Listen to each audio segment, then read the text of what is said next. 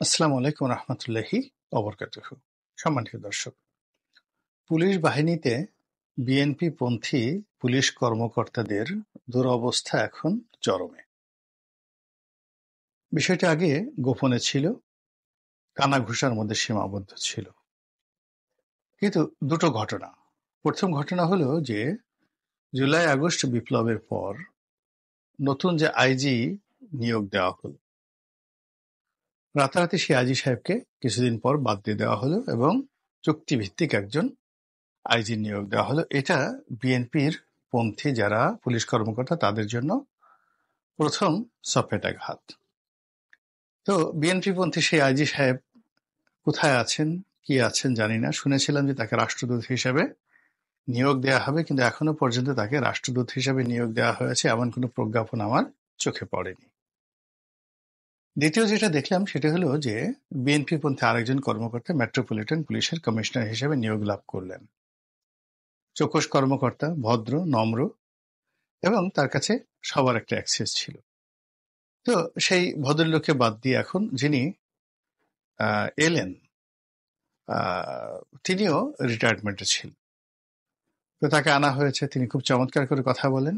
আর দ্বিতীয়ত তার পদ পদবিটিকে এখন আইজির সমপর্যায়ের করে দেওয়া হয়েছে। অর্থাৎ বাংলাদেশে এখন পুলিশের দুজন আইজি রয়েছেন, যিনি পুলিশ হেডকোয়ার্টারে বসেন আর যিনি মেট্রোপলিটন পুলিশ হেডকোয়ার্টারে বসেন। তো এরকম একই সঙ্গে সমমর্যাদা সম্পন্ন দুই ব্যক্তি এটি পুলিশ প্রশাসনে ইতিপূর্বে কখনো ছিল না। ৩ নম্বরে যেটা আছে সেটা হলো মহানগর পুলিশের যে গোয়েন্দা বিভাগ, যেটা হারুন যেখানে কাজ করতেন, মনির যেখানে কাজ করতেন, ডিবি মনির হিসেবে যিনি পরিচিত ছিলেন, তো সেই জায়গাতে রেজাউল করিম মল্লিক নামক একজন ভদ্রলোক, তাকে নিয়োগ দেওয়া হলো। বিএনপি জমানাতে তিনি গুলশানের ওই এলাকাতে এডিশনাল এসপি পদমর্যাদায় একজন কর্মকর্তা হিসেবে রত ছিলেন এবং বিএনপি পন্থী ভদ্রলোক মানুষ, হার্টে একটু প্রবলেম আছে কিন্তু হার্মফুল নয়, মানে তাকে তার পদ থেকে সরিয়ে তাকে ডিএমপি হেডকোয়ার্টারে সংযুক্ত করা হয়েছে। এই হলো খবর। এখন এই খবরের পাশাপাশি অন্য যে খবরগুলো রয়েছে সেটা হলো বেশ কয়েকটি ডিআইজি পদ, যেটি রাতারাতি বিএনপি পন্থী কর্মকর্তারা দখল করে নিয়েছিলেন। বেশ কয়েকটি গুরুত্বপূর্ণ ডিআইজির পদ।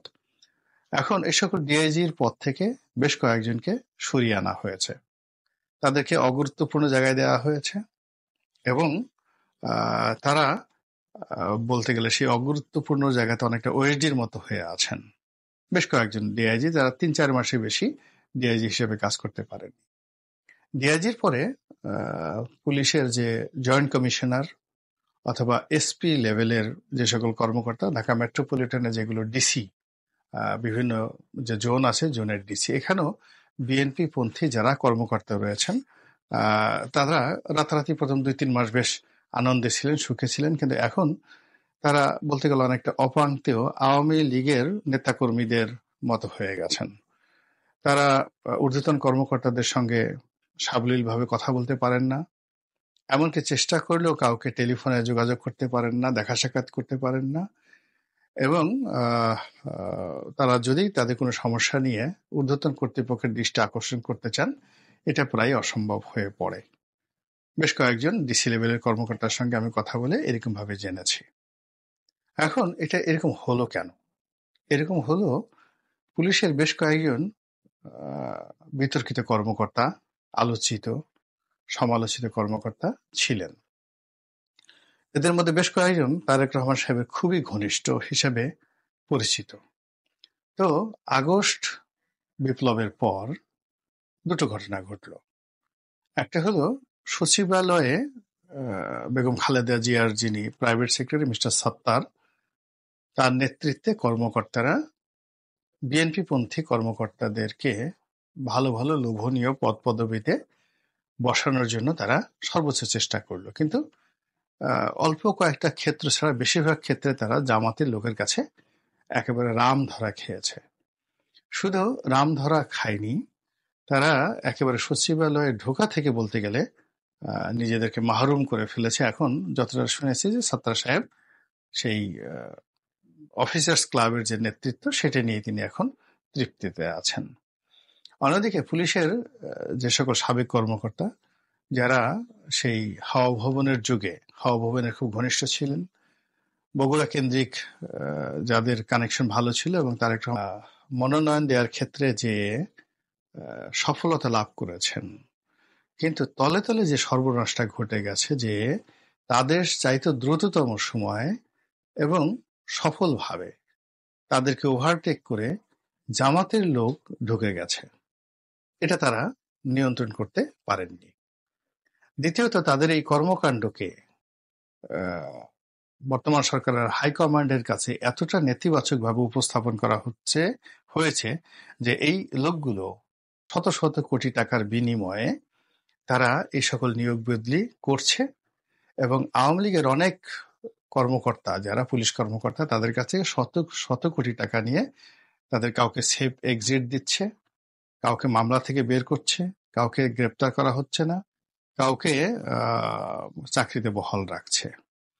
এর ফলে কি হলো, প্রশাসনের মধ্যে বিশেষ করে পুলিশ প্রশাসনের মধ্যে এবং ছাত্রদের মধ্যে এই যে পুলিশ অফিসার্স কেন্দ্রিক মেস, পুলিশ যে অফিসার্স মেস, এখানে যে মজমাটা বসত, এখানে যে যাকে বলা হয় যে গ্রুপটা সবকিছু নিয়ন্ত্রণ করত, আলটিমেটলি তারা তাদের কর্তৃত্ব হারিয়ে ফেলে।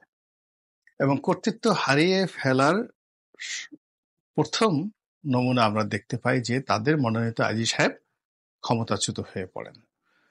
দ্বিতীয়ত, এখানে যে স্বরাষ্ট্র মন্ত্রী হিসেবে যিনি আসেন, মিলিটারি থেকে আসেন, তিনি কোনো অবস্থাতেই এই যে অফিসার্স মেসে যারা বসেন তাদের যে গ্রুপটি যারা মেসে বসে অফিসার্স মেসে বসে পুলিশের ব্যাপারে এইভাবে হম্বিতম্বি করতো, তালিকা করতো, সকল ব্যাপারে খুব ব্যস্ততা দেখাতো তাদের কারণে।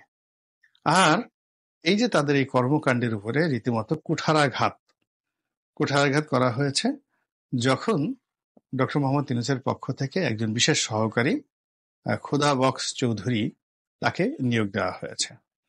তিনি একজন নিরপেক্ষ মানুষ, সৎ মানুষ। বিএনপির জমানাতে তিনি আইজি ছিলেন, কিন্তু কখনো বিএনপি করেননি। ২ নম্বর হলো যে তিনি সেই যে ২১ আগস্ট গ্রেনেড হামলার কারণে তিনি নির্যাতিত হয়েছেন, জেল খেটেছেন, কিন্তু বিএনপির পক্ষ থেকে কখনো কেউ কোনোদিন তার একটা খোঁজ খবরও রাখেনি। ফলে সঙ্গত কারণে তার মধ্যে একটা অভিমান কাজ করেছে।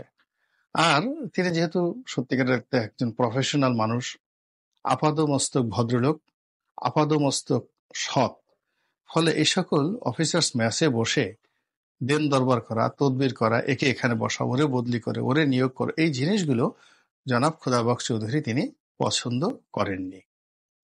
পছন্দ না করার কারণে কি হচ্ছে, তিনি ঠান্ডা মাথার মানুষ এবং তার সঙ্গে যমুনাতে অন্যান্য যারা আছেন তারাও ঠান্ডা মাথার মানুষ। ডক্টর মোহাম্মদ ইউনূস খুবই ম্যাটিকুলাস ঠান্ডা মাথার মানুষ এবং সবকিছু করে পুলিশের যে দলীয়করণের যে একটা প্রক্রিয়া, সেই প্রক্রিয়াতে এখন বিএনপির যে অবস্থান, সেই অবস্থানটাকে ধীরে ধীরে ধীরে ধীরে নিউট্রাল করে দেওয়া হয়েছে।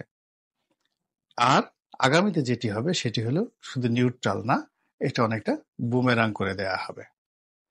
আর পুলিশ যদি বিএনপির পক্ষে না থাকে তাহলে রাজপথের অবস্থা কি হতে পারে, নির্বাচনের অবস্থা কি হতে পারে, সেটা ভাবার জন্য রকেট বিজ্ঞানী হওয়ার দরকার নাই।